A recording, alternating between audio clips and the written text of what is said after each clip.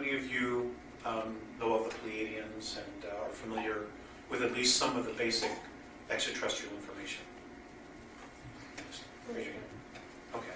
How many here for the very first time, first UFO lecture ever? Okay. Okay. The Andromedans represent a group called the Andromedan Council that is made up of 139 planetary systems. It is like a galactic United Nations, but it's only one of several that exist in our galaxy. There is a political hierarchy. Even in the spiritual realms, there's a hierarchy. Even when dealing with the negative extraterrestrials, there's a hierarchy. So politics, unfortunately, doesn't end here on Earth. It actually extends out there. However, even the negatives seem to be a hell of a lot more responsible than the elected officials we have on our planet today. Okay, they're here because we have serious problems. The planet itself has serious problems. According to the Andromedans, with the destruction of the ozone, with the near death of the oceans, as of right now, we have approximately 40 years worth of oxygen left in our atmosphere. 3,500 years ago, the oxygen content on our planet was 35%. Oxygen being a gas. Because of industrialization, pollution, we are right now at less than 18%. And if any of you have taken a physics class, anatomy class, then you know, or you remember, biology class, that the human species needs at least 15% oxygen in order to survive on the surface. Here's where we are right now. And half the pollutants have not reached the ozone level yet. That's number one. Okay? Now, everything here can change, but it starts right here. Number two, what we've got is we have a very strong extraterrestrial presence, even though most of the people aren't aware of it. For example, our moon. The moon was brought here 12,000 years ago. Our moon is, in fact, an artificial satellite. It is not a real planet.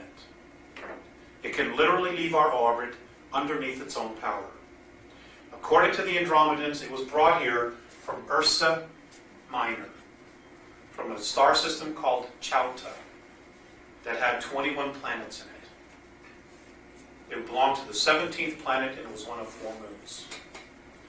Now, there are ruins all over it. The map is there. There are some pictures there. There's a lot more, which I don't have today. But it will be coming out.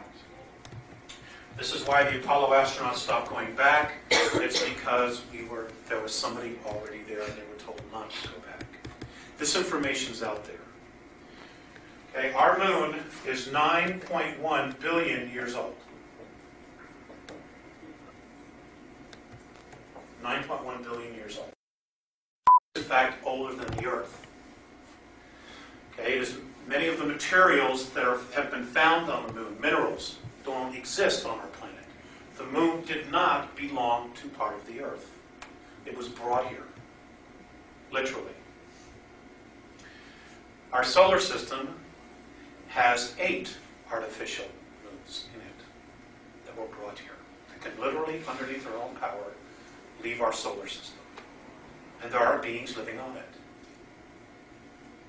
Now, the upper echelon, the world government, know this. They've known it for a very long time. But they didn't want us to know because of the element of power. And we'll discuss that.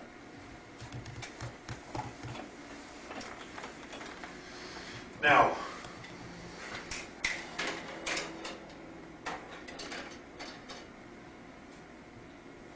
Earth has been colonized off and on for many hundreds of millions of years. The first race to actually chart our planet was a group from Alpha Draconis. They are reptilian beings. They're anywhere from 7 feet to 22 feet tall and can weigh up to 1,800 pounds. And they don't like human beings. Not here, not anywhere. They were the very first to chart it. They were also the very first to actually have a small colony here 809 million years ago. Now, one of the very first colonies or places that was colonized on the planet is North America, what we now call the United States.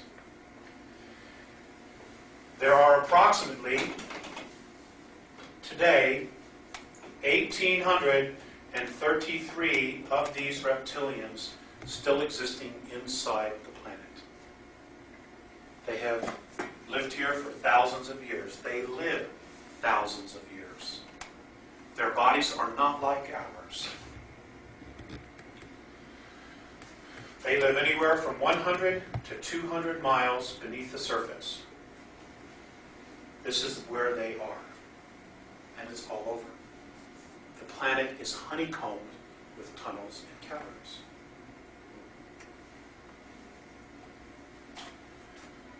There are approximately 18,000 what we know as grays between here and our moon, from underneath the surface of the planet and the moon. Now, the grays. The grays originally came from Zeta Reticuli 2. I'm giving you the Andromedan perspective. I'm not here to challenge anybody else's information. I'm here to tell you their perspective. The grays came from Zeta Reticuli 2. They left there 892,000 years ago. They got trapped in a war called the Orion War, which lasted 600,000 years. It was a galactic war between reptilian forces and human beings. What happened was they were captured by a group in Orion, the constellation of Orion, which is Rigel, Valtrax, Ursa Major, Ursa Minor. They were genetically altered there. Many of the female of their species were killed, so they could not reproduce, so they could control the race. They also genetically altered them so that their sexual organs would become atrophied, and eventually they just wouldn't be there because they weren't being used. Now, the grays, at the same time this was going on, decided that the emotional part of themselves, of their personality, was their weakest link. So they literally bred or thought out the emotional part of their bodies, of their character. Which is why they have no emotion. They're robots. Today, there are approximately 2,100 actual grays, actual physical grays, that have a soul, that are part of the original race, the lineage of the original race, in our solar system. All the rest, every single one that are doing the abductions on people, are clones. They're robots. They're not. They don't have an essence. They don't have a soul in them. They're robots. Does everybody follow me so far? Okay. The grays have a problem. They're dying. This is why they basically are here. Now we, as a planetary race, offer them a great opportunity to possibly save their race. But it isn't working. And I'll explain why that is. The grays themselves, however, have two agendas, at least two agendas. One is to save their race, and the other is to try to help us evolve. Now, I know how that sounds, but let me explain to you the position that they're in and how it's been related to me. The grays are controlled by a group in Orion. Now, the Orion group is made up of 9 different races. They are dark. There are some in Orion that are light, but those that are here are dark. They're regressive. They're into control, domination. They do not want us to evolve. And I'll explain why that is, because we hold a polarity of third density. Third density in our spectrum of our universe was an experiment. We are an experiment. But as long as we hold the polarity of third density, they are in control of third density. If we evolve to 4 and to 5 density, there's no longer a third density. Does everybody follow me? Everything becomes light, which is what it originally was. It doesn't become this. It becomes light. Even though it is light now. It vibrates at such a low frequency that it's absolute solid matter. There's a lot of us in the universe stuck in third density.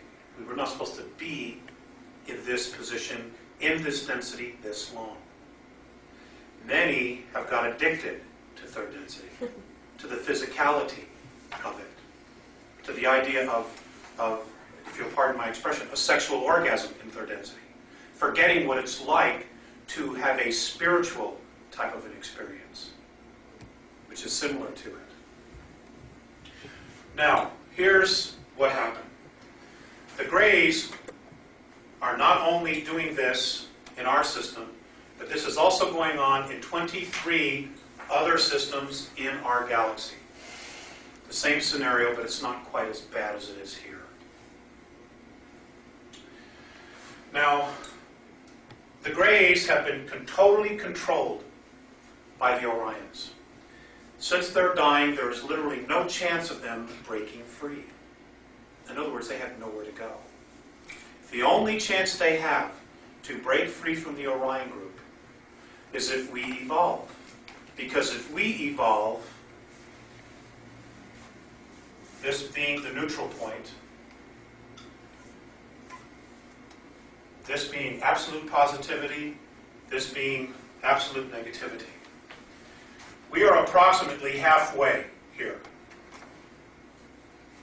If we can evolve, it's not a question of just moving this way any longer. Because everything is in balance. Everything is a polarity. No matter how far you go into the dark, when you flip, you go exactly the same place to the light. So, if we rotate, if we can evolve, if we make the decision to evolve, we will literally move to this position here. Literally changing everything in the middle. Just like that. We will have an effect on everything in our galaxy. Everything. Now, there are wars breaking out all over our galaxy.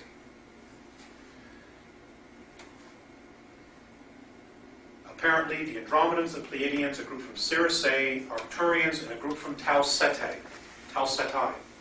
did a study or some kind of a research project. And they decided the quickest way to resolve all of these conflicts was to change the vibration of our solar system. Because our solar system holds the polarity of war. And that doesn't mean we're at fault and we created those other things. But we hold the polarity. Does everybody follow that? Everybody's blank. If you don't understand, speak. I'm easy to talk to. Okay, we hold the polarity of war. We war with ourselves, we war with each other, we war with other countries. This doesn't exist on a lot of other planets. We're very unique in that way. Okay, I'm going to assume that you all understand.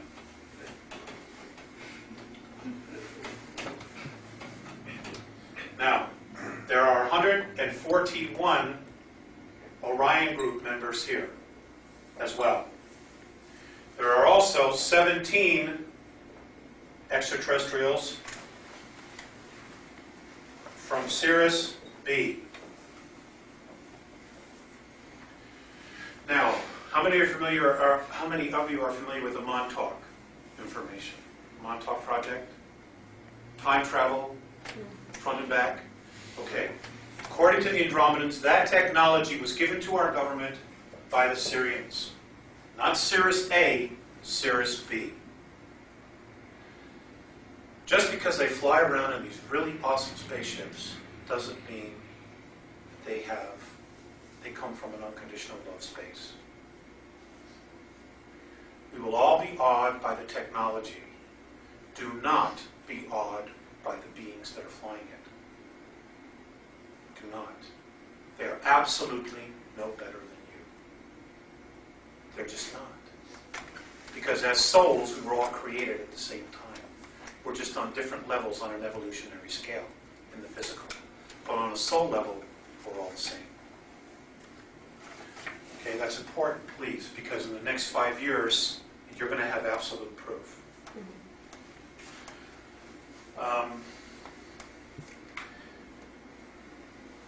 Any questions so far? How does our government line up with each one of these groups? Excellent. Excellent question. Okay. Our government. Well, let me start with World War II. Actually, we'll start in the 1930s. The worldwide government. Okay, the world government.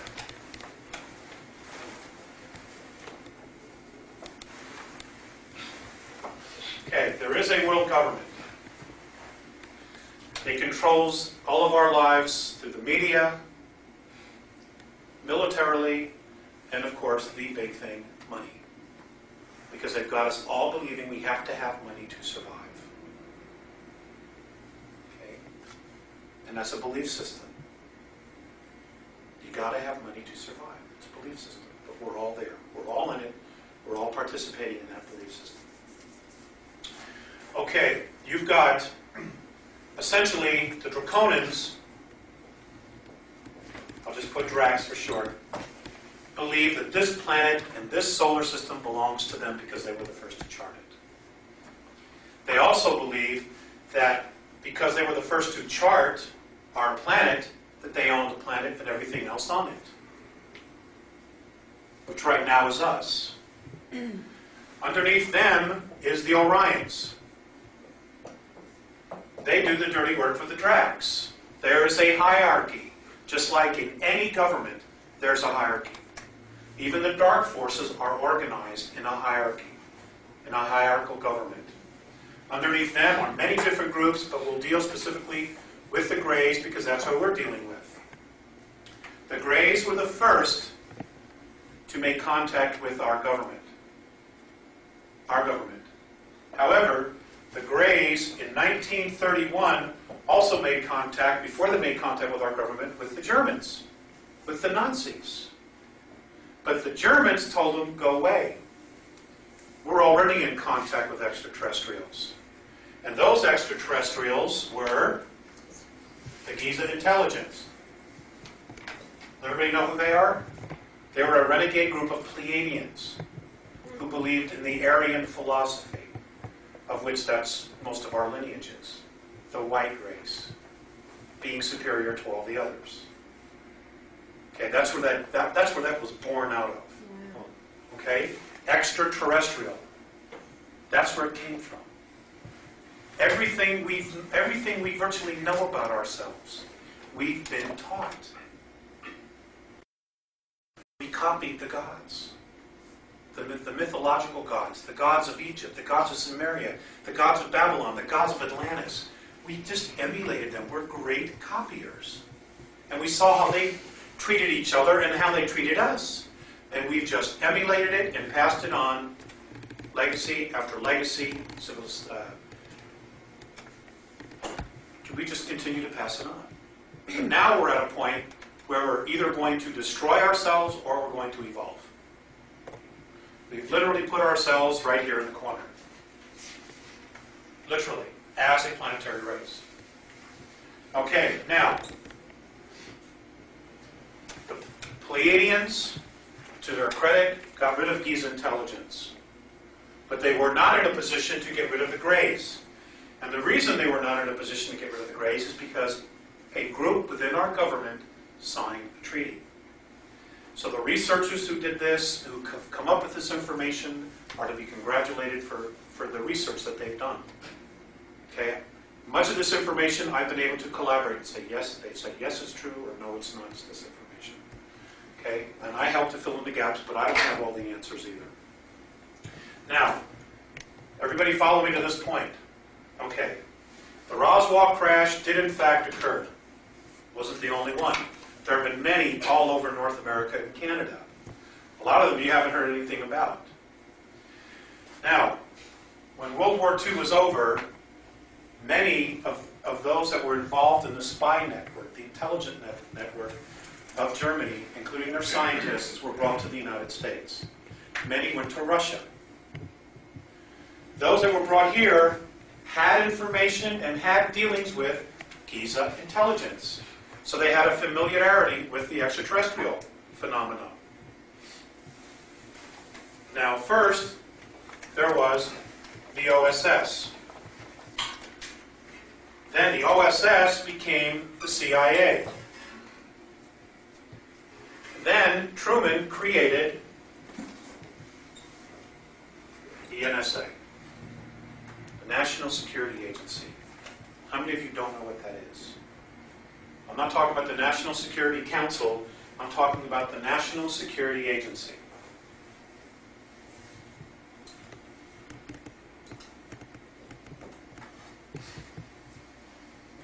Okay. I'm going to assume that you will know. The NSA is exempt from all laws in the United States unless it is specifically mentioned in the law. Bill Cooper talks about this as well. It's a reality. It's a reality. You pay the bills, but you have no say about anything that they do. None whatsoever. This group right here is your secret government. Clinton is a janitor. He's a puppet. He's a puppet. He does what he's told. When they say jump, he says how high. Literally. Because they are in contact with the extraterrestrials, they have the technology, and they have the clout. Because when you take the NSA, which has all this extraterrestrial technology and information, and you couple it with the world bankers,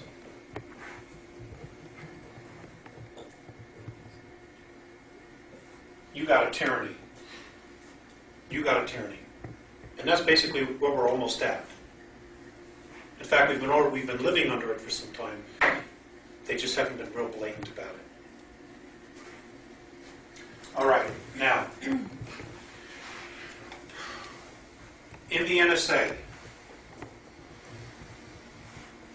there are four top secret levels. There's the black monks. This group here is the priesthood. Remember the legends of Samaria and Egypt? There was the gods, then there was the priesthoods. The priesthoods went into the masses and made sure that whatever the gods wanted was fulfilled. It was done. They carried out the format, totally. Whatever it was. Okay? That's what the black monks are. It's the new priesthood. Then you've got the Blue Moon Unit. The Blue Moon Unit is who controls the 3 military bases on the moon. They were also the same group that had 2 colonies on Mars, which are called Adam and Eve. All of that's on Mars went there from the moon. And I'll describe how that all happened. Then you've got the Ultra 1 unit. Then you have Ultra 2. Now, according to the Andromedans, what many people in the UFO circle believe is MJ-12, being the secret government, it is in fact, according to the Andromedans, Ultra 2. It's the lowest rung of the ladder. And if any of you have ever been in the military, this is the way they do things. I myself have not. But I've researched it enough to know that the way it appears isn't what it is. And then you've got the rest of us, what we call our government. Washington, D.C., and the military, etc. On and on and on. Now, free energy devices, all of this technology has been in existence over 60 years. We literally have not had to pump a gallon of oil, a barrel of oil out of the ground in 60 years. Technology's been available. It's all being used on the moon, and it was being used on Mars. We don't have it here at all. Now they're starting to come out with it because, the atmosphere is screwed. All right. Any questions on this so far? I'm giving you a real quick, right to the point, right to the bone synopsis here. Somebody has a question. What time is it? Okay. In the overall picture of it, what are the various groups jockeying for position 4? What are they trying to gain out of it? Obviously they have a goal. They all have different agendas. I don't know specifically outside of control and domination and the fact that they would like to keep the third density vibration on a universal scale from evolving, what the Orions and the Draconians want. I can tell you about the Greys, though. Okay? Now, and even the benevolent forces. And that's where we come in. Why so much attention to planet Earth? Why us? We're this little speck.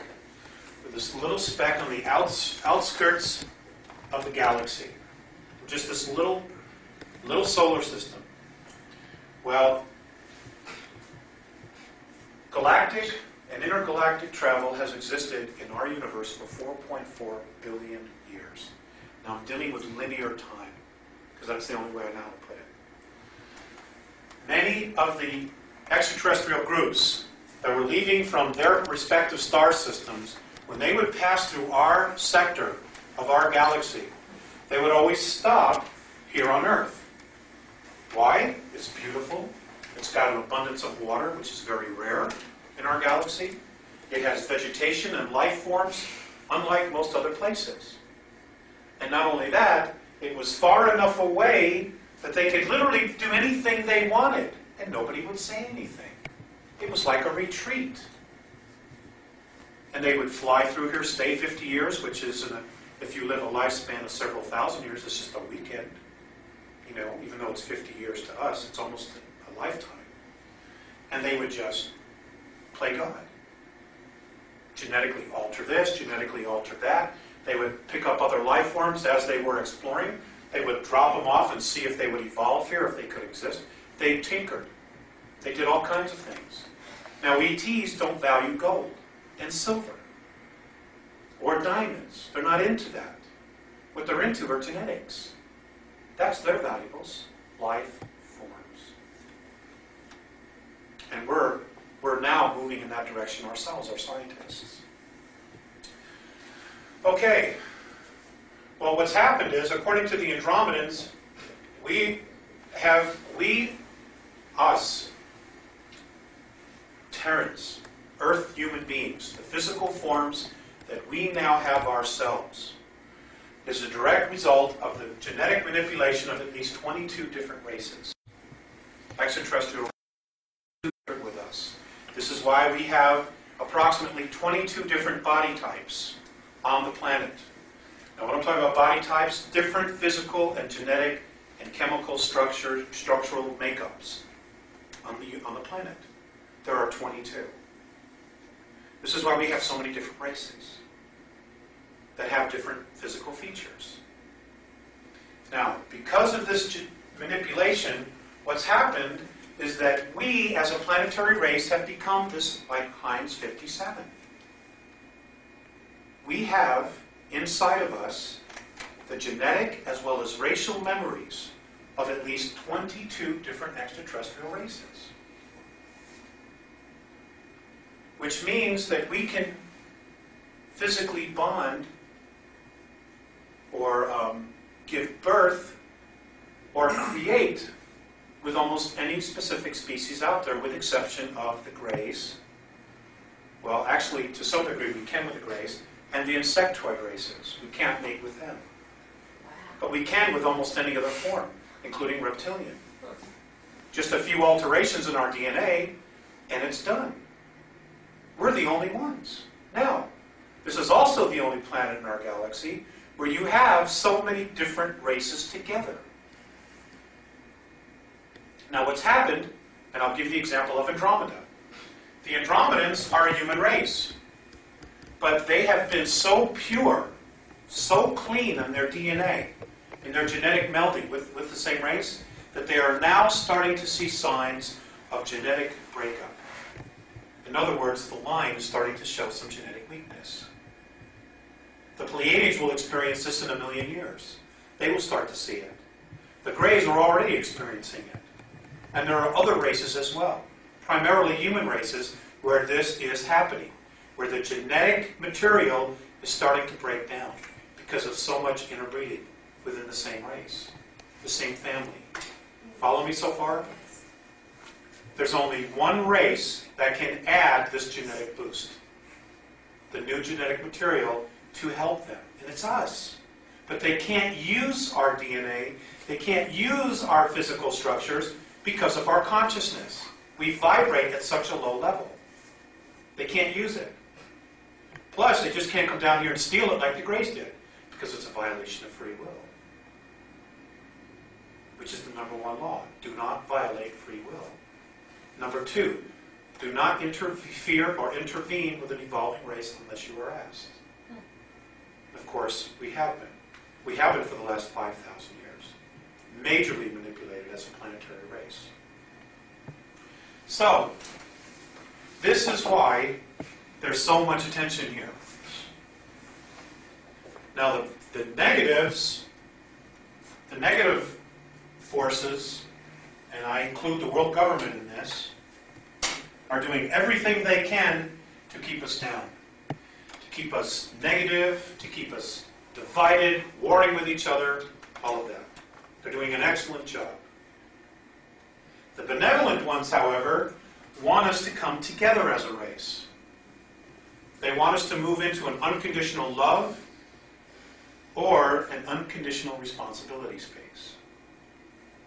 But they have to do it in such a way that we think it's our idea, because they can't violate our free will. Does everybody follow that so far? So, it's a hell of a situation. It's really complicated. I wish I could say it's black and white, and there it is, but it isn't. It's a very complicated thing. Now, because of the Grey intervention, and because our government, basically, the secret government, sold us out, it has forced all of us to evolve now, instead of on a planetary level, on an individual level. Where each one of us has to go inside, and we have to look at ourselves and say, who the hell am I? What am I doing with my life? Is this really what I want to do? Am I really happy with all this? And these are tough, tough questions. Any questions so far? Okay, now, the Andromedans look at the fact that we are the sum total of 22 extraterrestrial races. They also look at the idea that we are spirit, essence. They literally look at us as being royalty, because we're the only ones like this. They think we are royalty. And every time I say that, I get chills. Isn't that awesome? That's the best kept secret on the planet. We're royalty. We don't act like it, but we are.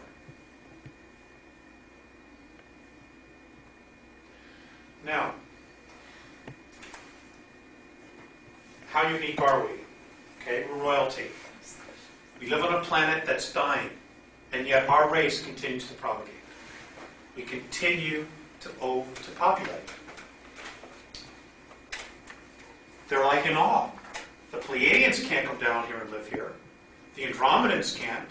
The Draconians and the Reptilians can only live underground. They can't live on the surface because it's so polluted. And yet here we are, part of the same human family, and we just continue to move on.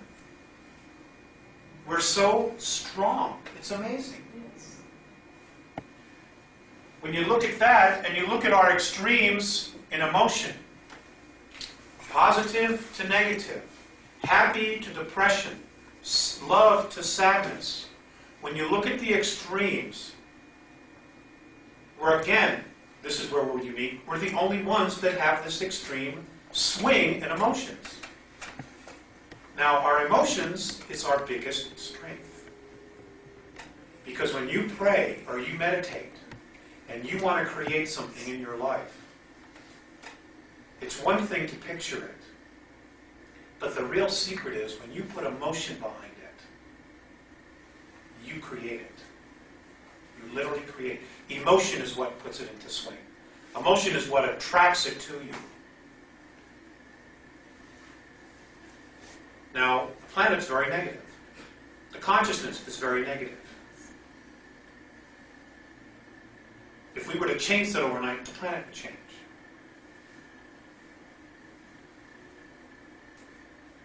This is our strength, but we got to stop using it against each other. Because the bottom line is, all we have is each other.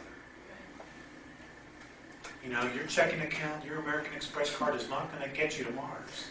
It's not going to get you on a mothership. You know, all we have is each other. Because we don't have another home. Ashtar is not coming to save you. It isn't going to happen. So don't pack your bags. Okay. Any questions? Yes? Is there a concern as such that our destiny, one way or the other, in the end, wouldn't really be of much concern to them? Or is that just the opposite? They're very concerned about what would happen to humans. They're very concerned what would happen to us because we're unique. We are part of everything. Okay? We literally are connected to 22 different races. We literally we can offer them a genetic pool that they need, that they can't get anywhere else. There's also the fact that in the process, if we were to destroy ourselves, we would destroy the planet. There's also a possibility the planet itself could self-destruct. I mean, literally just blow itself apart because of the negativity.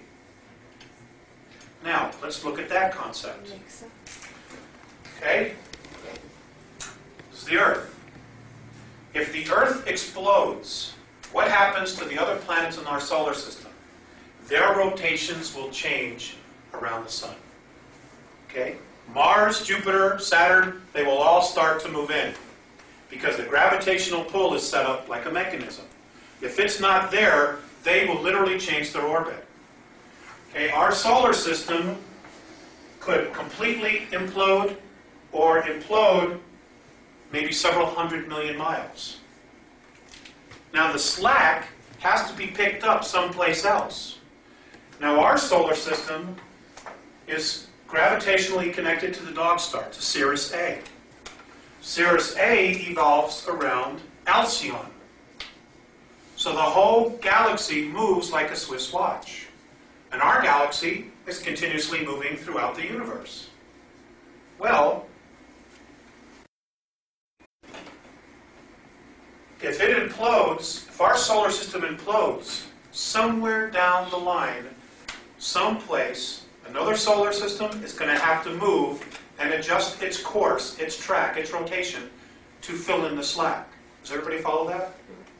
And we will be responsible for not only destroying ourselves and our planet, but possibly killing billions and billions of other life forms we don't even know exist. And they're not about to let us do that without taking some kind of an action. But they truly believe that we can change this. Yes? Is it true that Planet X, that Zachariah Sitchin talks about, the 12th planet is coming into our solar system? And I've heard I've been to several UFO conferences and people have spoken about that. Is there a 12th planet? Yeah, Yes, there is. In fact, there's a 13th as well, according to the Andromedans. There's one that's trailing behind that. Is that going to affect the Earth at all?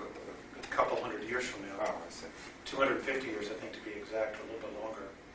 You know, I wouldn't worry about it. I have a question.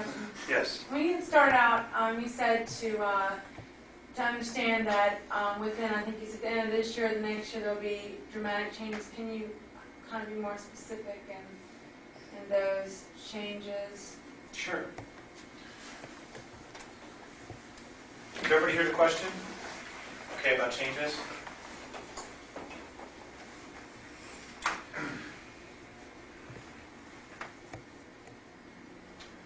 According to the Andromedans, I'm going to deal with planetary things. There is a possibility that sometime by the end of May, a part of Japan will sink. It will not be this May. It will not be an accident. It will be created by the world government, because the Japanese will not move into a world banking government, because in order to do that they have to sell out their people, and they're not going to do it. They've refused to so far to do it. You understand that? Okay. They've also said, and this was a year and a half ago, that by the end of this May, Bill Clinton will have to resign. He would not finish his presidency. They have not said anything to the effect to alter that. But the way things are looking, I don't think that that's going to happen by the end of May. Maybe September it'll happen, because of stuff that went on in Arkansas, Nina, and all that. But that's a whole other situation. Is he not cooperating probably, or what? Who? Clinton? Yeah. No, it involves, well... It looks like a willing slave. I don't know exactly what that end of it is, but I know that the lawsuit that's probably going to bring him down involves the guy who wrote the book Compromised. Terry Reid, I think his name is. And in fact, this lawsuit literally reopens the Iran-Contra affair, because they have film footage, video footage apparently, of Bill Clinton and Oliver North standing next to an airplane as they're unloading cocaine. And also in this book, it makes reference to the fact that the IRS has been able to track anywhere between $30 to $50 million to the Cayman Islands, to a bank account in the Cayman Islands that belongs to Bill and Hillary. Anyway, there's a lot, but I don't want to get focused on that. There's a lot. He makes George Bush the next Boy Scout, which is very hard to do. Okay, as far as our country, some of the things that they have said that are going to occur absolutely by 1996 is expected change in the currency. They've already said it. This October of this year, which is our government's fiscal year, 1995, $2.3 trillion of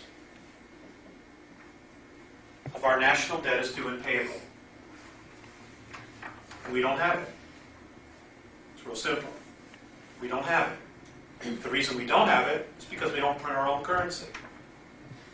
And every year we have to borrow more money to run the government. Does everybody follow that? Okay. This is why the dollar's dropping. It's change. It's time for change. And it's a good thing, because any corrupt system does eventually collapse on itself.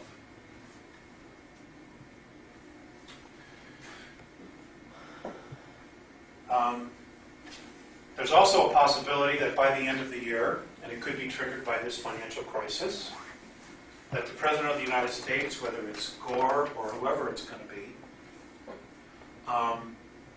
will declare a state of emergency.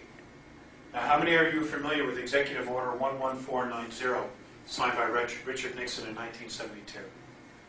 Okay, it was a list of 23 executive orders which essentially say that in a declared national emergency they can suspend the Constitution up to 5 years, and they send Congress home for 6 months. Okay? The scary thing is it doesn't necessarily state in the law, in the executive order, what the national emergency has to be.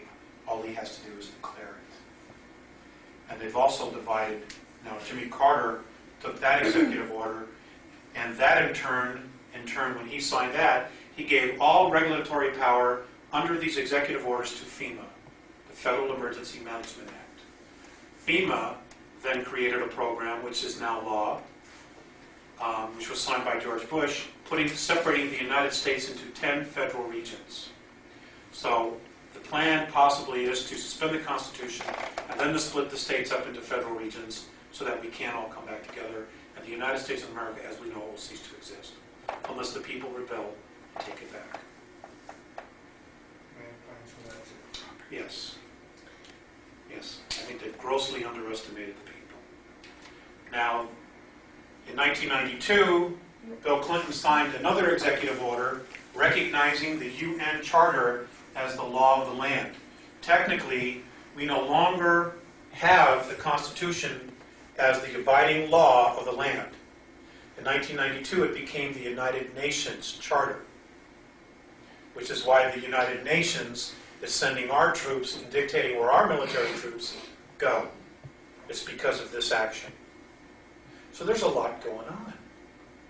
And all of this is being manipulated by the extraterrestrials. They want to take control. They want to implant everyone. Because if they implant you, it's a sign of ownership. It's a stamp of ownership. The implant is. The other races don't have implants. You know, the government's trying to feed people the fact that we have to blend with the Greys in order to move into a higher dimension, to evolve. I've even heard this in UFO circles. It's absolutely ludicrous. All the other human races are doing it without becoming part of an alien race unplanned. Now, are there any more questions on this before I change the subject? Yes, sir. Planet Earth there, when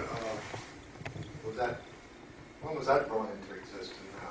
Planet Earth? Yeah. Planet Earth Why? is 7.1 billion years old, according to them. That's when it became a physical mass. Okay? It actually started, I don't know, about 640 billion years ago with a gas, starting to form as gas in particles. And it took this amount of time before it became physical mass.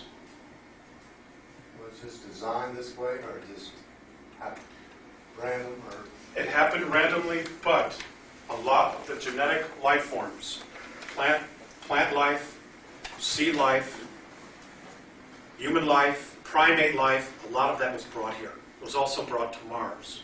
Apparently Mars and Earth were almost identical 70 million years ago. But Mars went through a huge catastrophe 69 million years ago, and even went through another war 1 million years ago. The ruins on Mars and all that, some of them are 65, 70, 80, 100 million years old. The face and all that is at least 1 million years old. Now, according to the Andromedans, the face belongs to a group of Orions.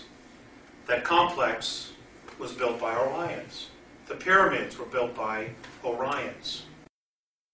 Now, I understand that there's all kinds of coding and geometrics that go with the pyramids, but according to the Andromedans, and this is something they've done in the past, and many other races do, when they find a planet that they want to inhabit it or colonize, and its wobble is so irregular that they can't build anything on it because they don't know 1,000 years to the next whether or not it's going to be destroyed, what they will do to balance the rotation, the orbit of the planet, is put weights on it, like we do with our car tire.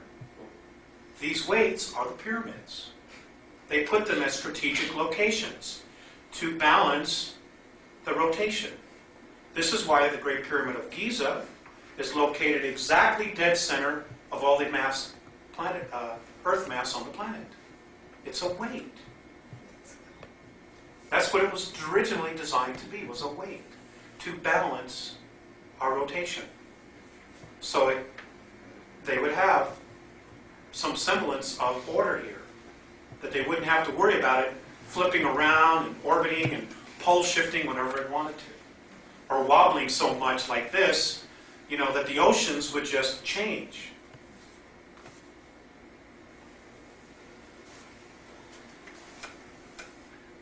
questions? Yes, sir.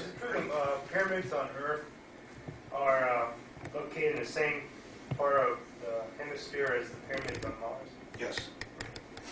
Yes, it is. But there are more pyramids on the Earth than there are on Mars. There are a lot in the ocean. You know, Central America. Right.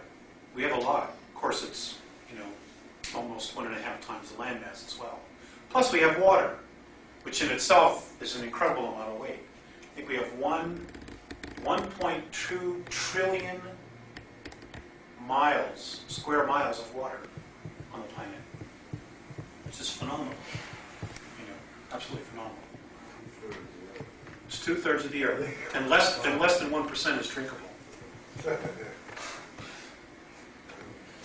Another question. Somebody asked. Yes, sir. Can you give us some of your background and how you came into all this information, et cetera, et cetera? Yes. I guess it's time for that. My contact started when I was 8 years old. I was on a family picnic in Woodstock, Michigan, which is in the upper northern peninsula. I did not remember the contact until I was at the age of 14.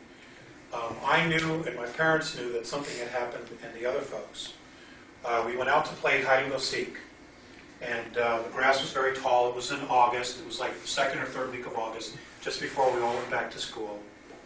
And I went to lay down in the tall grass and just to hide, okay? Because we had one of our little cousins. She was a female. You know, we made her red, so she had to go around and find us. And I remember picking up the chestnuts and throwing them because they were chestnuts. And I made a place for me to lay down. Well, I fell asleep. When I woke up, it was night. It was close to 9 o'clock. Now in August, you know, the sun sets late. So I got up and I walked back. I'm approximately 250, maybe 300 yards from the picnic area. There was a police car there. There was a dog in the back, or state police, I think it was, state trooper, because the guy had a big round hat with the funny thing on the top. When I got back, at first they were all glad to see me, and then my mother walloped me. She gave me a spanking. Where have you been? I said, well, I was over there. No, you weren't. We were all looking for you. So I took them back with flashlights to where I was, and sure enough, there was my imprint in the grass, and they swore up and down that they had been all through there, and I wasn't there. It wasn't until age 14 that I realized what had happened. And I was asleep. We were living in Elk Grove Village, Illinois.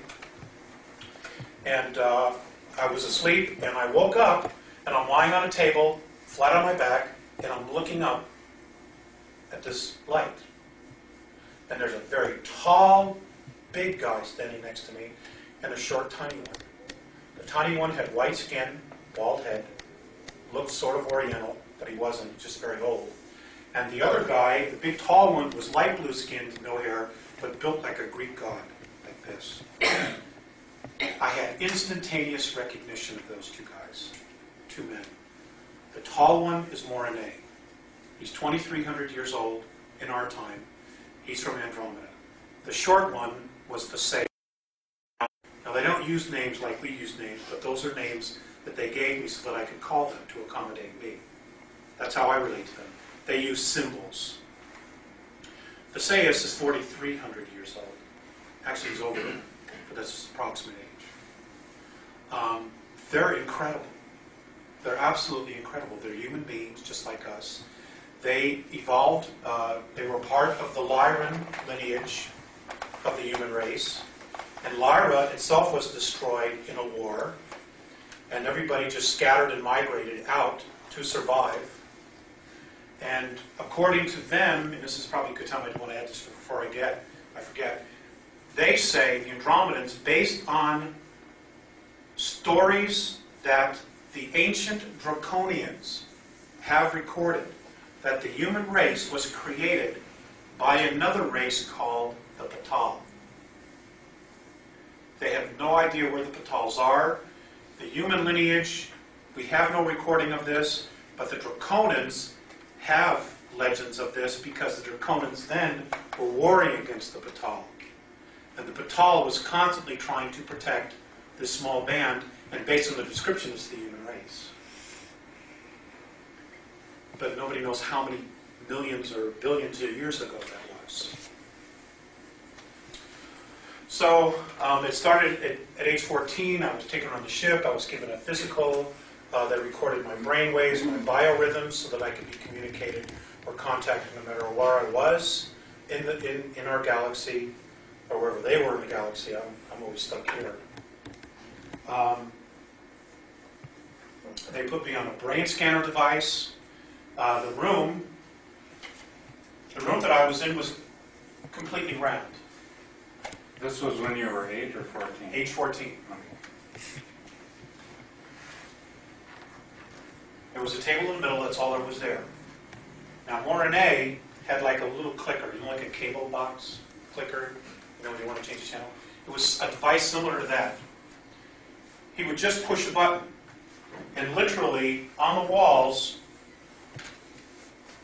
all of these meters and telemeters and gauges would literally manifest out of nowhere, out of an absolute wall like this. Suddenly there were gauges and knobs recording everything about my physical body, everything. They put a little cap on my head. It was like a yarmulke, except the top of it was cut out. They put it on my head, and he pointed and he said, "Look," telepathically. And I looked, and another scanner, like a television, appeared on the wall, and it literally, I started seeing pictures, like clips from movies, just going by. Boom, boom, boom, boom, boom, different scenes. And I kept recognizing the main character in these scenes. It was me. It was my entire reincarnational history on the earth, flashing before me. Not the whole life, but scenes of it, of who I was. When this was done, they gave me a little cup, and it was like water. And he said, "Drink it." So I drank it, and they turned around and they watched. On a meter here, they could see it go all the way down. It looked like water, tasted like water, but on the monitor it was blue. And you could see it go all the way down into my organs. And every time I go on board, they give me a physical. And it's because of the environment we live in. Now, when this was done, I got up off the table. All the monitors literally disappeared again. Now there's nothing there but wall. They start to walk this way. I get up off the table, I'm standing there. The stage turns around and says, like this. He says, "Follow." So I started to walk with them. I turn around, the table is gone. Now it's not there. So I said, "How did you do that?" And Morane said, "We manipulated third density so you could have a place to lay." And that's when they started to explain to me that everything is a holograph. The universe, you, me, everything is a holographic projection. And what they do is they use extensively holographic technology. And they can literally create anything in third density, because all it is an idea and vibration. And they literally can create it. How come they can't create a race of beings like us with the have that they want to preserve so badly? Because the spirit factor, you can't create spirit. That only comes from one source. That's God. That's the gift. You can create a physical form, but you cannot recreate spirit.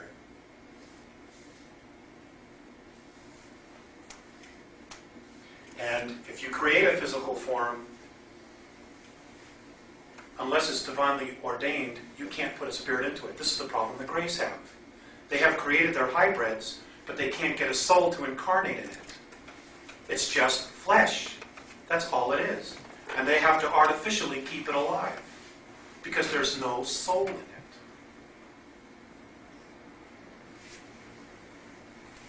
I have a question. Yes. You had remembered when you went in at 14, you'd remembered that you had seen them at 8. Had you been talking to them during that time frame, and when you met with them again at 14, was it been familiar with you? Was it comfortable, or was it frightening? What was it? I had absolutely no fear whatsoever. And no, I didn't talk to them. I So just you- basically from 8 forgot to it. 40, right, and then I did- 14, right. they, From if 14 they on- recontacted you again I at had, that point? I had 3 contacts during the age of 14. So From the from last age of one, 14, there's nothing, then at Right. 14, on the last one, I was told about certain events that would occur in my life and not to feel forsaken. I had one more contact at 16, but I was asleep. I was never awakened for it, and it was just a physical examination. Now at 16, I was living in Pound Ridge, New York, which is upstate. It's near Stamford, Connecticut, Greenwich, Connecticut, in that area, but still in New York State, near Bedford, Mount Kisco, if anybody knows that area, north of White Plains, up in that area. Then there was nothing. Now I have total memory of these 3 contacts and what I saw and everything. There was nothing until 1985. I had a tax practice in Beverly Hills, and I moved to a 700-acre horse ranch in Malibu, in the Malibu Mountains, Santa Monica Mountains. And in 1985, it started. I started having the dreams. I had a lot of recurrences. I had a meditation with a roommate up at our house in Malibu, and it was in 1985, 1986. It was that time when we had 3 huge rainstorms that came in just days apart from each other, and half of Malibu was washed out. That happens every time it rains. But anyway, we had this meditation, and 22 people showed up. And we were inside meditating. It was great. We were there for about an hour, hour and a half, and then we decided to take a break. Well, 2 brothers went outside, James and I can't remember the other brother's name. They went outside to have a cigarette because we didn't allow smoking in the house. So they went outside, and suddenly James runs back in the house screaming, "Oh my God, you got to see this, you got to see this." So we all start going outside. Now it's mud, because it's a ranch. And you look up, and up in the sky, there was a complete circle of open space. And inside the circle were 11 stars, like this. I got 22 witnesses to this. Okay? There were 11 stars. So we all start to hold hands.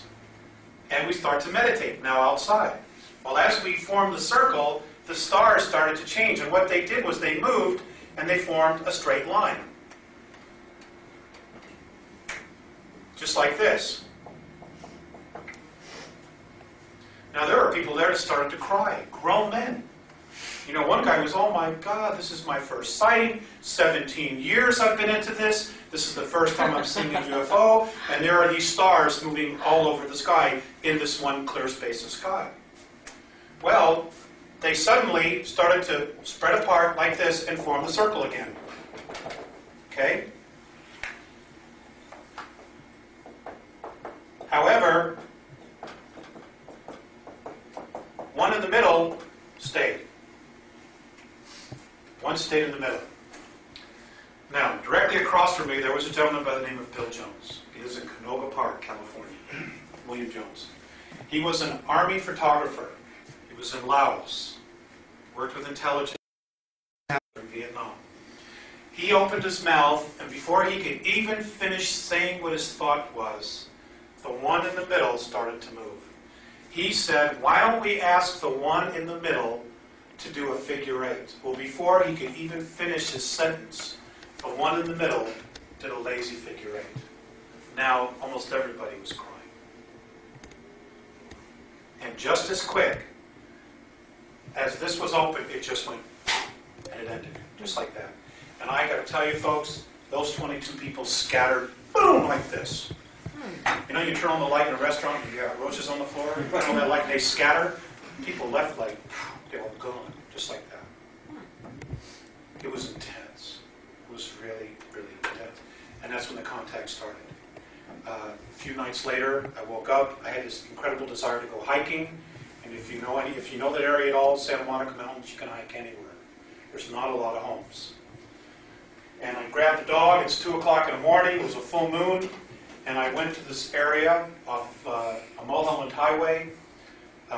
Walked on the trail, had my flashlight in case I needed it, my pack with water, and the dogs. And we come around this bend, and there's Sayus standing in the pathway. And that's when the contact started all over again. And they've been consistent since then. They've even been physical, either physical or telepathic. As far as physicals, I've had over 187 physical contacts. The last 2 months, I've had 4, and they've all been telepathic. Do you know if anybody else in that group has had contacts and so on? I don't know. I don't know. I know that Visayas and Mornay are talking to 4 people on Earth. There's one in North America, which I assume is me. There's one in South America. There's one in Asia and one in Europe. And they're just one group that's contacting the Earth. The Pleiadians are, the Syrians are, Arcturians are, a group from Tau Ceti is. There are other groups that are contacting different people. Yes, sir. You read a lot of articles about these aliens in the White House, you know. You mean like the rag magazines?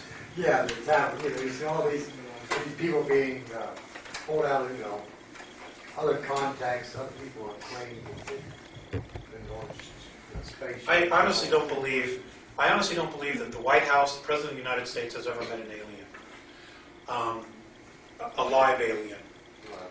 I think Richard Nixon, well, George Bush, obviously, because of his having been director of the CIA. But I think Richard Nixon was really, other than George Bush, the only real president that knew anything. I think Reagan knew a tiny bit. But you got to understand that most of that alien information is classified, my understanding is Q6 or above. The president is a Q5. He can't even go to Area 51. His security clearance isn't high enough for the president to go to Area 51 in Nevada. Now, Richard Nixon, and this is in Jackie Gleason's autobiography, was playing golf with a great one, Jackie Gleason. And apparently they had a few drinks or a few cigars. And anyway, they got in a limousine, and he took Jackie Gleason to Hempstead Air Force Base in Florida. And they took him to an unmarked hangar. They went downstairs several floors, and he actually showed Jackie Gleason in a cryogenic storage the bodies of 4 aliens. And Jackie Gleason has this in his autobiography. And where I found this out was on one of those airline magazines on American Airlines. So it's out there, little bits and pieces. They're trying to, one portion of the government is trying to tell people, just like this article here, regarding Mars. We're told for years that it's 95% carbon dioxide, tiny bit of oxygen, can't live there, very hostile, all this stuff. When here this article dated Thursday, March 23rd, 1985, it admits that in 1971 that they knew the atmosphere of Mars was rich in ozone. Ozone is O3, that's oxygen. Every spring we see the north and south polar caps of Mars melt. They admit it's water. But in the next breath they say, well, the temperature never gets more than 40 degrees below zero. Well, how does water melt at 40 degrees below zero? Impossible. So it obviously gets above freezing if they see it melt. And since there's ozone, there's absolutely an atmosphere. So little subtle things, and that if we're not paying attention, none of it makes any sense. Now, the big problem here with our government coming clean with the alien information is, okay, one, it's the fallout. They've lied to us. It's the number one thing, but nobody would be surprised by that, really. The other thing is, then the real questions start. Well, what kind of information do you have? What kind of technology do we have? Well, wow, God, we built these 53 UFO craft. You did? Let me see. Boom, there they are. How did you pay for these things? Well, that's sticky. The sale of drugs. That's how they've been building these things. Some of it came from black ops money, but a lot of it came from the sale of drugs. And I don't think anybody on the planet doesn't know that the CIA is doing this. And the minute would be afraid of you. Right. And the minute they come out with this, what do you think is going to happen in the streets when people find out that the drug problem, the drug war that we can't win, is our own government doing it? Whoops. Civil war. It'll happen overnight. overnight. The police will be the first ones to, you know. I mean, they're out there in the streets every day, dealing with this energy, getting shot by drug addicts, by pushers, by the whole shebang, you know. And something they can't win because it's our government bringing the stuff in. We have AWACS, satellites, Coast Guard, Air Force, Navy, Border Patrol. You can't get a mosquito in here unless it's supposed to be here. Bottom line. Yes, you. Wouldn't the effect on religion be more if they came out and said, here, we got all this stuff we've been talking, wouldn't that affect religion more than anything? Cause more chaos than, say you were selling drugs, but just the thought that there are a lot more races out there you were talking to, wouldn't that disrupt religion? Because we're made in God's image, we're the only ones here, supposedly, by most Well, religion. you mean that lie? Yeah. Yeah. I'm not here to offend anybody. You know, they have their own perspective. They basically feel, and I know some of the other extraterrestrial races feel the same way, that our religions have completely outlived their usefulness by 450 years.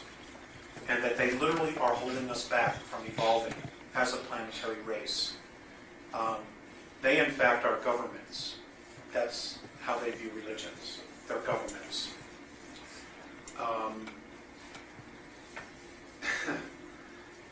Their opinion is that Moses is a composite character. That there was a soul by the name of Moab and another one by the name of Zoroastrius, or Zoroastris. And that the actual Exodus that is in the Bible was the Chaldean Exodus. It wasn't the Jewish Exodus out of Egypt. But it was just the story was rewritten and changed thousands of years ago. This is their opinion. Just their opinion. You take it for what you want. They also say that in the New Testament, the hero of the New Testament is also a composite character. And to support that, at least part of that, in 1961, the Vatican, during the Second Ecumenical Council, admitted to 14 different plagiarisms in the New Testament. But they would not be specific what the plagiarisms were. The Sermon on the Mount, that is attributed in the New Testament to Jesus.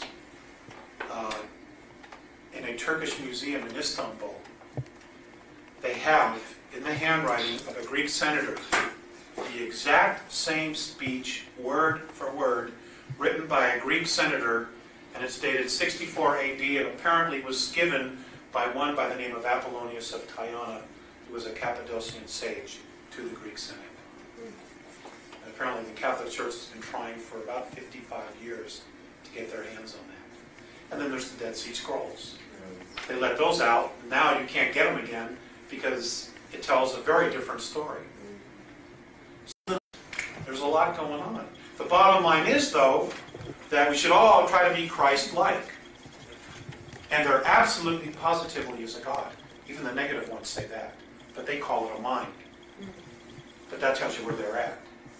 You know, but there is a God. Something created all of this. Yes, sir? That's what I was going to ask you. All these planets know that they have a creator, a one individual that are claiming, or is it, how do they come into existence? Okay, that's a great question. Can you answer? The Andromedans call God the Isness. They, just like us, just like the Pleiadians, everybody is trying to figure out exactly what God is. Nobody knows, other than the fact that he, she, it exists. According to the Andromedans, if we had to put a gender to it, it would be female. Because God is literally the manifestation of creation. And they say in their teachings that the thought, the idea, is the masculine, and the actual birthing of it is the feminine. So, here's what they say is happening, or what they said how our universe came to be. apparently every single one of us, including the matter, almost all the matter that is in our now present universe, came from someplace else. Apparently it came from another universe. And here's what's happened. And this is how they taught me. Apparently what's happened is based on time and space. Some other universe, the frequency started to evolve. It sped up and everything started to evolve, except for those things that chose not to evolve. And it is, in fact, a decision. What happened was, as the frequency got higher, those things that were in negativity or fear became very heavy in weight, in frequency. It's like this. Okay, fifth density is in the same room, but we can't see it because it oscillates at a higher frequency. But we all know about third density. What happened was, those things that were third density and other vibrations formed sacs in time and space. And as these frequencies continued to get higher and higher, these got heavier and heavier. Now, since God never wastes anything, especially things that are spirit, what happened was, at some point, they broke out of the time-space sac that they were in and literally exploded. Now, in the Andromedan perspective, consciousness is not your thoughts. It's the space in which you are that you create to evolve in. That's what consciousness is in their teachings. So literally, these energies, these things that were in these sacs, literally created a space for them to explode into so they can continue to evolve. It's like you take a water balloon, you fill it with water, you take a pin and you pop it, boom, it explodes, all the water comes out. Right? This is exactly the same procedure. Everything that's matter came out of the black holes. Every galaxy has, according to them, at the base of it, a black hole. Everything came out of a black hole. Black holes are literally portals to different universes. But we can't go in them. Now what's happening is the exact same thing. Right now, it's happening again. For some of us, this is the second time around. Or for all of us, it's the second time around. We have a choice again, whether to evolve or to start all over again. The same thing is happening. Apparently on March 23rd of 1994, 19 suns in our galaxy pole shifted. Totally flipped and changed their frequency. Other stars have done it since then. In fact, they have said that our sun would actually be doing it as well between now and 2011. Would also be a pole shift and changing its frequency.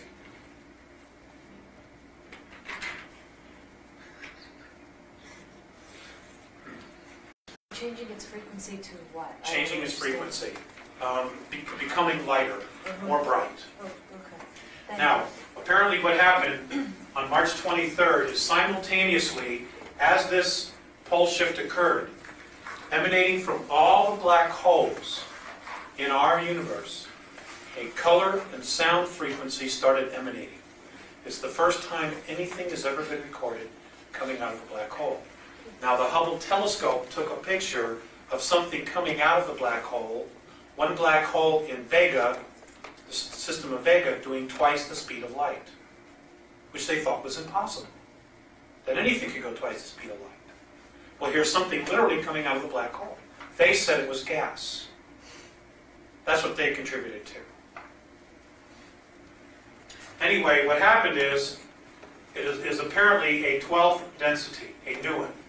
Now, according to the Andromedans, our present universe has 11 creational densities in it. These beings here have reached their plateau. This new 12th density is now connecting all the lower densities all the way down to us and is literally pulling them up from the bootstraps. It is literally saying it's time to evolve. And it's pulling everybody up. Those that want to evolve. So the whole process has started all over again. On our third density realm, and we live in a density realm where we have a 72 color spectrum. The color of aquamarine is the new color that's on our band. In other words, we're going to have a 73. For a short period of time, a 73 color spectrum. Before December 3rd, 2013, when we move into fifth density. For those of us who survive, physically, the Earth changes. And the vibrational frequencies, by December 3rd, 2013, the entire planet and us are supposed to be in fifth density. Where the color spectrum jumps from 73 to 210 color spectrum. It'll happen just like that.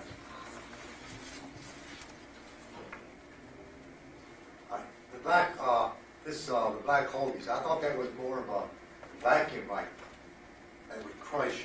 If something went in, it would crush it. You're saying something came out. That's exactly right. It must have come out, but you say faster than it could. Well, you're talking about God here. You're talking about God. Now, according to the Andromedans, this 12th density does not have the dual polarities. It's only got one. Positive. So apparently, the decision's been made that enough is enough. You're all going to evolve. Now, between us and the dog star Sirius, there is a black hole beginning to be formed. In Perseus, there's another black hole being formed. And others, I only know about these two in particular. And negativity is moving in the general vicinities of those areas. Now, there's an awful lot of negativity in our star system right now, in our sector. There's civil war going on in Perseus right now, all over that star system. And apparently what's happening is exactly what happened before. This is why the astronomers are looking at stars, and they're older than based on our technology, which is infinitesimal, but they're looking at stars that are older than the known galaxy or the known universe. It's because all this stuff, including us, came from someplace else. We are literally ageless. We are literally eternal. We really are. You know, this is just, it's a suit. It's all it is. You're saying when death comes in, you go to a different plane, a higher plane, or You go to another frequency. frequency, okay. You go to another frequency. Now, a lot of people say fourth density. Let me try to clear up something for you here. So I hope I can. Fourth density, we are already in fourth density. You're already in it. Height, width, breadth, and time. That's fourth density. Fifth density is light, a higher frequency of light. What's happening is we are moving from third, we're already in fourth, we're moving into a higher frequency of fourth, and then into fifth. It's going to happen really fast for those of us who choose to evolve. Because it's just time. It's just time to do it. You know, there's no accident that we're here. There's a lot of metaphysical teachings that say we need to get to fourth density. We're already in fourth density. And even as we move closer and we become all telepathic, we all become clairvoyant, and we start evolving our spiritual skills, which are ingrained in all of us. When those start to just appear, you are still going to be in a physical form. You're still going to need food. You're still going to need water. You're still going to need shelter. It isn't until we get to fifth density that our bodies become light. And then all you need is the sun. Or a sun. That's your nourishment, is more light. Then you don't need to worry about water, food, you know, a Robinson CNR suit. You don't have to worry about any of that stuff then. Okay, because then we're light. Then we're back to where we are. to where we go when we're spirit when we leave the body at the time of death. Now, it's been recorded at the moment of death that between 1 to 4 ounces of physical body weight disappears from the body. That's the soul. That's the soul. Now, one of my contacts, I was living up in Lake Arrowhead, I got off the craft, I was crying, I was whining, I was being a real baby because I didn't want to come back here. And I'm off the ramp, and I'm walking in through the woods towards the car, and Visayas is standing at the doorway, and he telepathically says to me, Alex, turn around. So I turn around, look, I'm crying. You know, and it's hard being there and then coming back to see how we treat each other here. It's really hard. And he looked at me and he said, the love that you withhold is the pain that you carry, lifetime after lifetime. And ask him about it the next time. What happens is at the moment of death, we leave the body, we go to a dimensional realm, a higher frequency where we're met by other family members, our own higher self, or somebody who's there to assist us. And then we look at our whole life. We're not judged on what we do wrong. We judge ourselves based on where we withheld love during that lifetime. And we come back to fix that. To fix the withholding of love. Because the whole thing is about learning how to love ourselves and each other.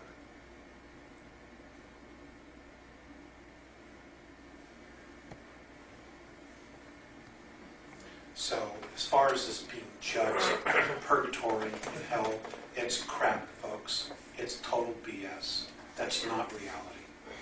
That's propaganda. That's church propaganda. You know, we were talking today. Today's Easter Sunday. You notice how Easter changes?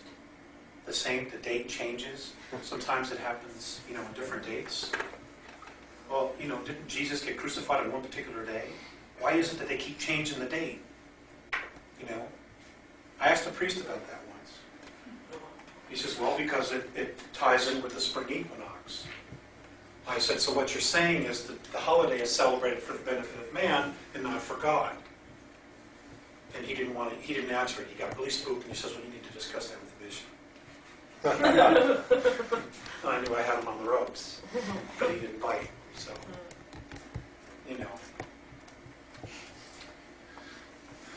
Any other questions? Yes, sir. Do you know how soon it's going to be that this is all going to take place or come down? I know it's happening right now, but is when we're going to evolve? Is it 5 years? Is it 10 years? Is it? Well, we're evolving all the time. So where we're going to be into the fifth dimension, or then? According to the Andromedans, December 3rd, 2013 AD, we will be in fifth density. That's graduation day. That's when you get your cap and your gown and your diploma. And we're physically going to be lighter? Is that it? Or? Our physical bodies will turn into light. It's not too far off. Do you ever have an out-of-body experience? Or a dream state? A color dream when you know you're in the dream? Yes. And you have your physical body with you?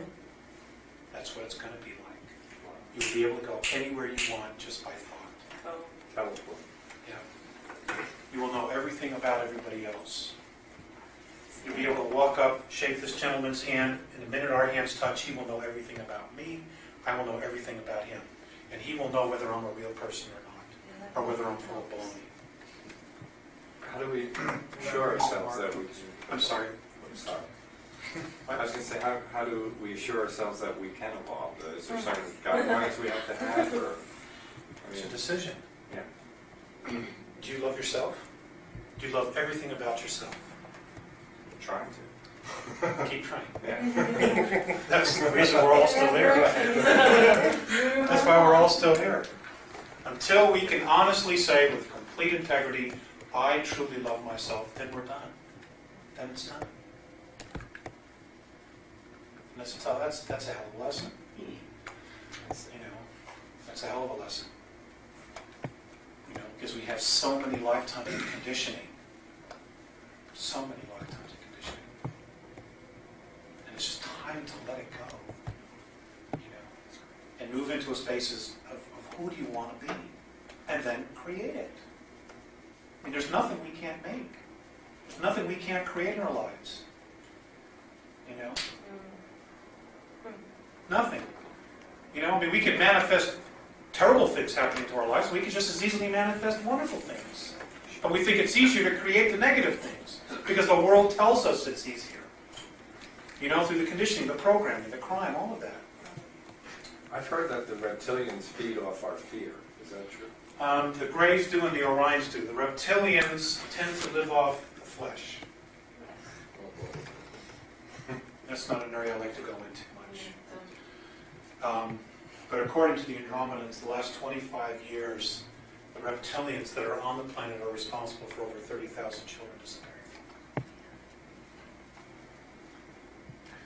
I get in a lot of trouble when I talk in UFO circles about this. You can't talk about that, Alice. Why not? In Westchester County, New York, in the last 3 years, 5,000 children have disappeared without a trace. In New York? Westchester County, New York. George Andrews, E.T. Friends and Foes, he's got a huge section in his book on that. Why is there so much activity? And nobody wants to talk about it. Denial is the dragon we all have to slay right now. It isn't Lucifer, it isn't Satan, it's denial. Denial of our own divinity and responsibility. Yes, sir.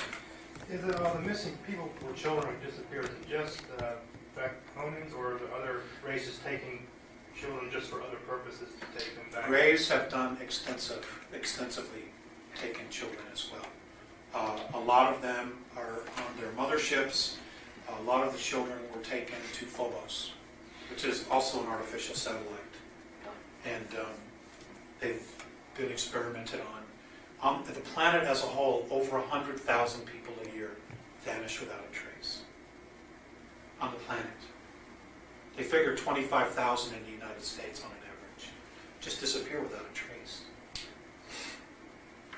What about adults? If adults, if are free spirits, they can't touch you as free spirit, or can they?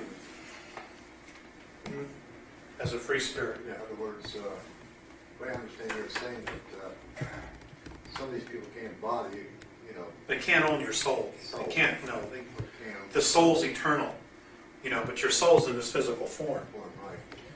And that's easy to carve around. Well, who picks these, not dragons, but these Tyrians? Do they have people like us who go after these children? They sure can't come 8 miles up. They can't get them on the earth. They have help. They have help. They have help.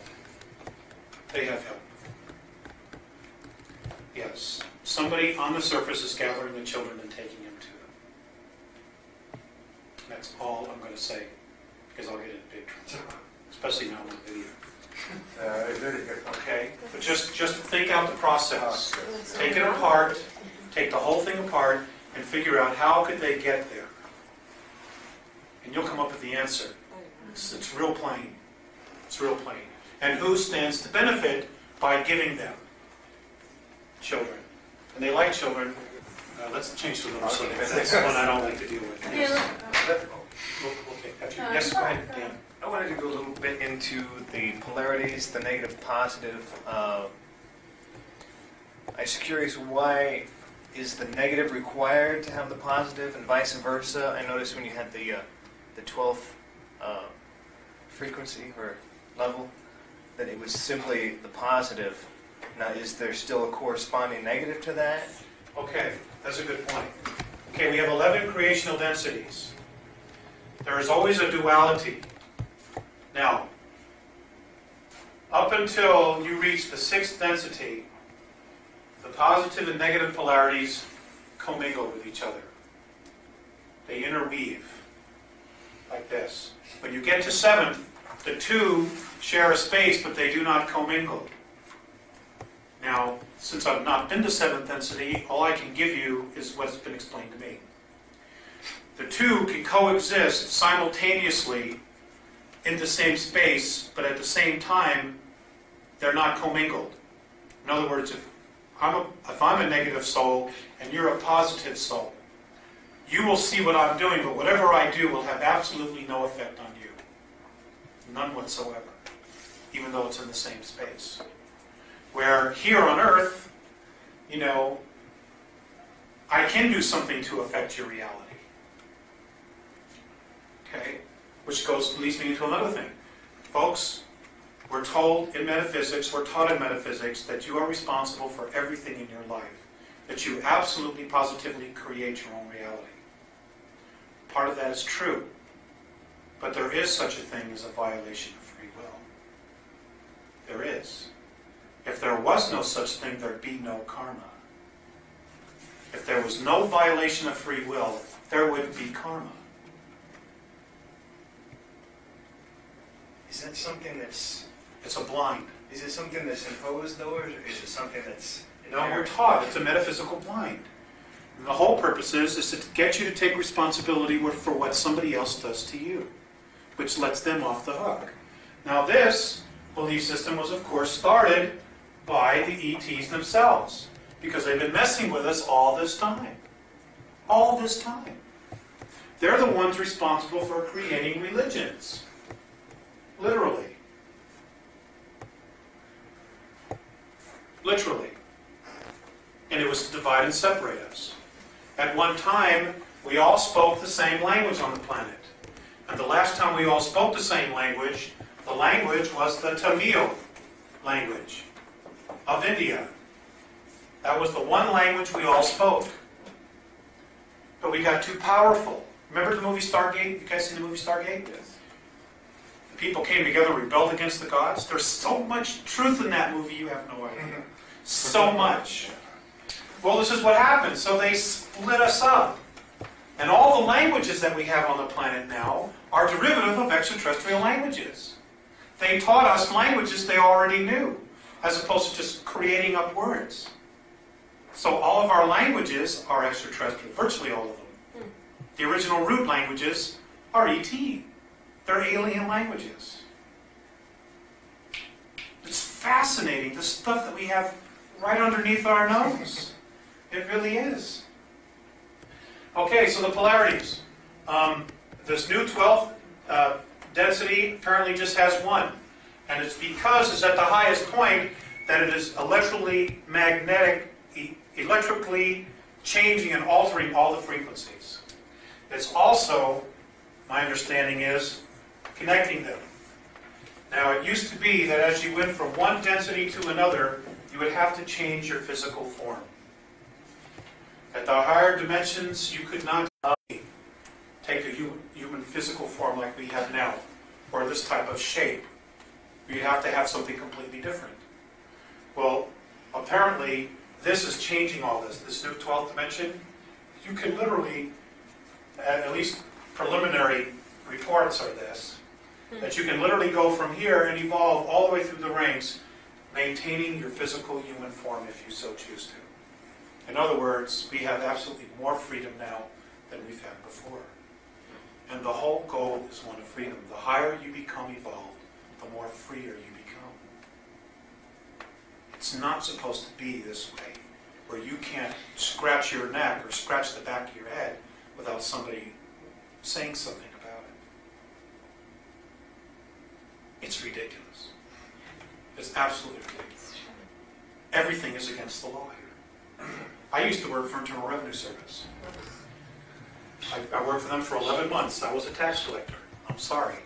That was my lesson. But at the time, I went in broad-eyed and bushy-tailed, and I thought I was doing the government. So this is when I believed in the government. And it's an absolute fact that the IRS has so many laws that no matter what you do, you're breaking at least one of them. You're breaking at least one. And you can't help it. You can't help it. You know? know, it's ridiculous. It's absolutely ridiculous. Okay, as far as physical changes in the United States or on the planet itself, basically, learn to live without money, number one. Which means we're going to be going back to like the 1850s, 1860s, 1870s, when communities came together and everybody worked together for the benefit of the whole. In other words, you know what your neighbors are doing and they know what you're doing. You know, the doors are open, nobody has to lock them, you all band together. Growing food, things like that. As far as the government, go out on a limb here. Actually, it's not a limb, I just don't like to talk about this.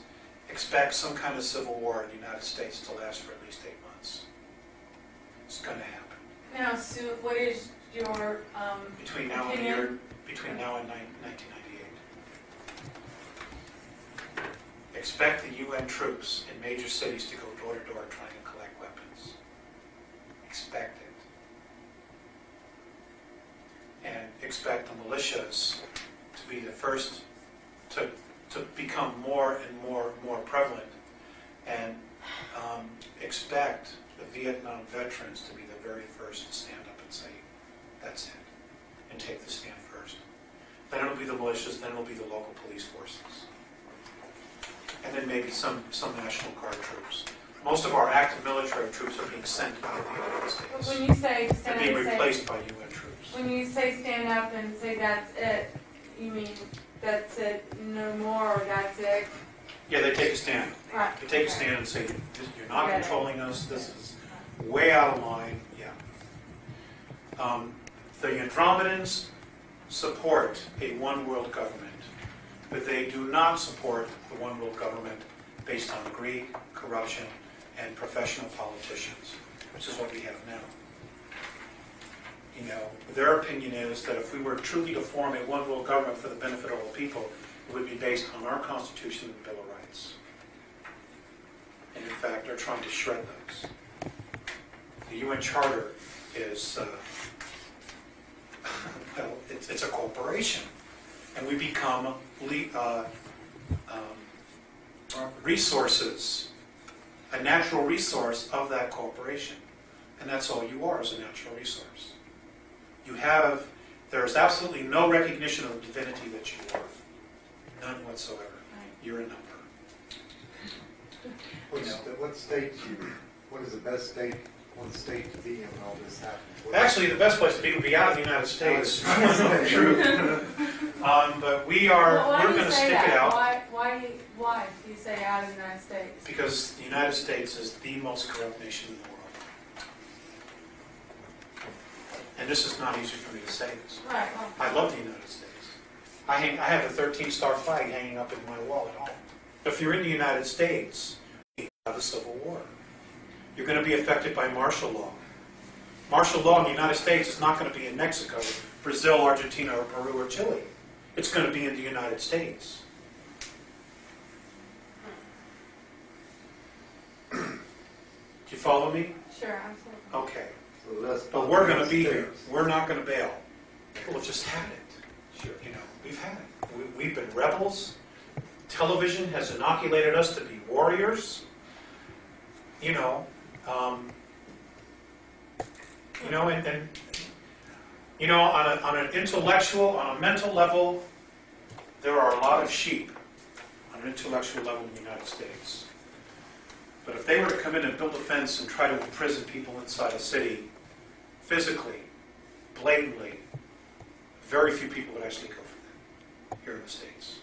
Very few. And the only way they can make this one world government work, is to do this. They can't keep us free. They can't allow us to be free. There's just no way. Plus, karmically, we're responsible for a lot of the stuff because we invited the Greys down here in the first place. But the Greys, their agenda is completely different. They want to enslave the world. They want to violate your free will. And that is a no-no. Now, if you give them your power, if you give it to them and say, okay, sure, fine, just make me safe. Just guarantee that I'll have a home and I can raise my kids and I'll give you all the power you want. Then you deserve what you get. And there will be some who do that. And they deserve neither freedom or anything else if you give away your rights. And that's my opinion. I don't do a good sheeple. I never have. Yes, somebody else had a hand. Yes.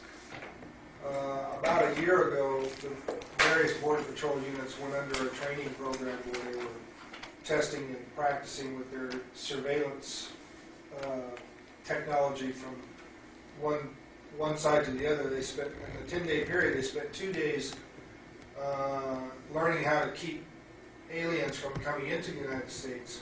They spent 8 days keeping Americans from Going into Mexico. out. So they were learning, there was a big flap in the Border Patrol at that time.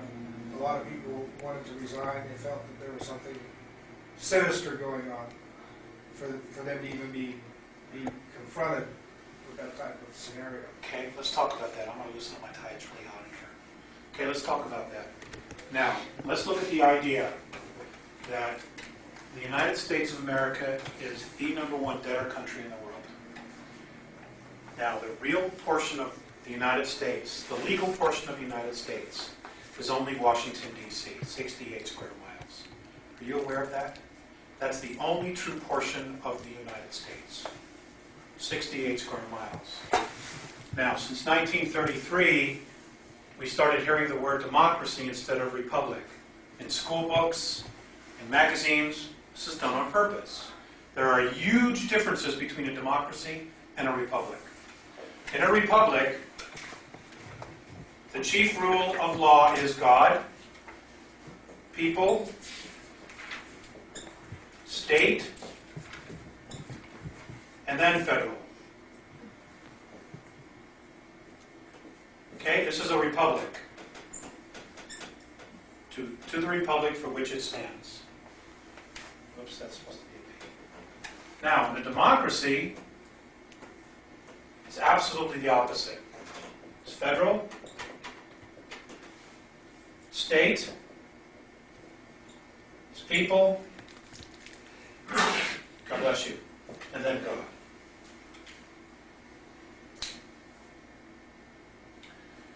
The United States of America, if you were to take all the mortgages that you now have on your property, if you were to take every debt to a credit card, to a bank that you have, department store, if you were to take everything that the government did, all the defense contractors, all the money they borrowed, even the money that the banks borrowed from the Federal Reserve to keep the United States operating, right now, today, the United States of America as a country, including all the 50 individuals, is $24 trillion in debt. 24 trillion. If you were to force sale the entire United States at a bankruptcy sale, private and public land and property, you're talking about $7 trillion at a forced bankruptcy sale. This is why they want to keep people in the United States. Because we, as a natural resource, have been pledged to a group of men as bankers as a natural resource. They own our wages. They own our wages. It's pledged. Get a Black's Law dictionary. Look this stuff up. I'm not making this up. This is reality. We have literally been sold out. Literally. Since 1933. And they can't let us escape because if we migrate out of here, they don't have a word for us. You know, and we have a very low tolerance for tyrannies here. Very low tolerance. And if they can disarm everybody, and if they do suspend the Constitution, then you don't have to worry about Second Amendment infringements. There is no Second Amendment. That's how they're going to get around it. There's no way they're going to ratify the Second Amendment. What they're going to do is they're going to suspend the Constitution. Then you have no rights. They've set the whole thing up to do it that way. If they can disarm everybody, then it's done. It's over. Now, I'm not an advocate of violence. I'm not. Absolutely not. But I'm not an advocate of slavery either. You know, I believe that if you go to work and you work 40, 50 hours, you deserve to take home what you own, what you earned, and raise your family. I'm not opposed to giving the government a little piece to run the nation. But this is ridiculous. What they've done is absolutely ridiculous. Absolutely ridiculous. You know, we're loaning 15, 16, 18 billion dollars to Russia. We don't have it. We're in debt ourselves. $2 trillion. We're loaning them 14 billion. And you know how they guaranteed the 14 billion to the Russians?